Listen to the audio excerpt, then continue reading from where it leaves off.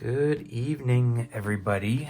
I am going to do a quick game of Cartographers here, but I'm going to do something a little differently since I figure it would be pretty boring for you guys to just sit here and watch me draw a bunch of little houses and trees all over my paper. I'm going to do this in time-lapse mode. So real quickly, while you guys can still understand me, I don't sound like a chipmunk, I'm going to go over the scoring cards here that I've got, and then we're going to go ahead and get started. And this is going to be a pretty quick video because this is a pretty quick game, so in high speed it's going to go by real fast.